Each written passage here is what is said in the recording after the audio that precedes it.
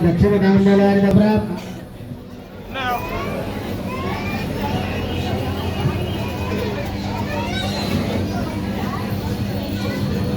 सत्सागरपर्यन्तं सज्जोजाता सत्सुसागरपर्यन्तं गोब्राह्मणेभ्यः शुभं भवतु। ईश्वर परशिव सदाशिव त्रयारुक्षेत्रवादिता परशिव गोत्रोत्तमस्य परशिव गोत्रोत्तमाय देवाय शर्मणः पौत्राय सत्सागरपर्यन्तं गोब्राह्मणेभ्यः शुभं भवतु।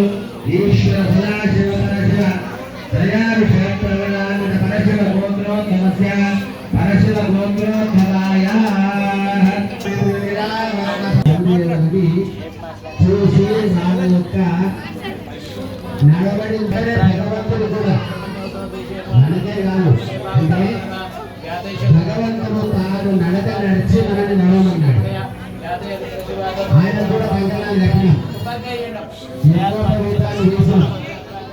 కంకణం రక్ష రక్షించి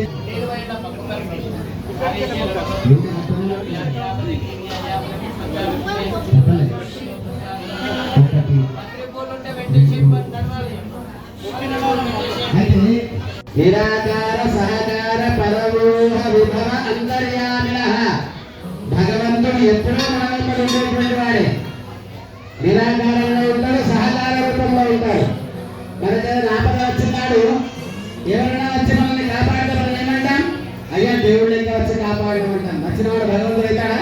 కాదు, దాన్ని కాపాడుతూనే ఉంటాడు. అది భగవంతుడి యొక్క లక్షణం. పూర్వం హాయి ఉన్నాడు, ఎక్కడ ఉంటున్నాడు, బ్యాంకులో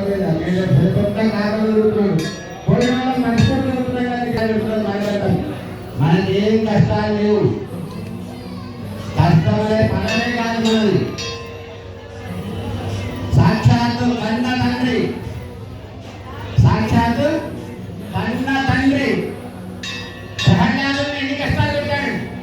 శివాలయంలో ప్రతి శివరాత్రి నాడు ఉదయం 4 గంటల నుంచి అభిషేకాలు స్టార్ట్ అవుతున్నాయి, ఇంకా జరుగుతున్నాయి.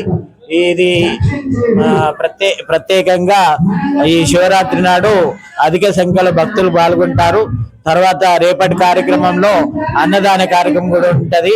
ఉదయం 8 గంటలకు స్టార్ట్ అవుతుంది, రాత్రి అంతా మధ్యాహ్నం వరకు ఆ భోజనాలు నడుస్తాయి. ఇది బాగా పవిత్రమైన దేవాలయము. ఈ పెరిగేట ఆలయంలో ఇంత పెద్ద ప్రసిద్ధిగాంచిన దేవాలయము. ఇక్కడి నుంచి ఎక్కడెక్కడి నుంచో భక్తులు వస్తారు. మరి తర్వాత చుట్టుపక్కల ఊర్ల వాళ్ళు కూడా కమిటీ ద్వారా నిన్న గణపతి పూజ పుణ్యవాచనము, నిన్న రుద్రాభిషేకము, ఈ రోజు కూడా రుద్రాభిషేకం అయింది. తర్వాత కళ్యాణం ఉంటది, సాయంత్రము రథోత్సవం ఉంటది, అమ్మ స్వామివారిని ఊరేగింపుగా ఉంటది.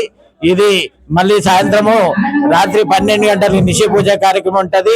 దీనికి ప్రత్యేకమైన పూజలలో రాత్రి 12 గంటలకు అధిక సంఖ్యలో వచ్చి లింగార్చన పూజ చేసుకుంటారు. తర్వాత 12 నుంచి 2 గంటల మధ్యలో అధిక సంఖ్యలో వచ్చి నిషి పూజ కార్యక్రమం అధిక సంఖ్యలో పాల్గొంటారు.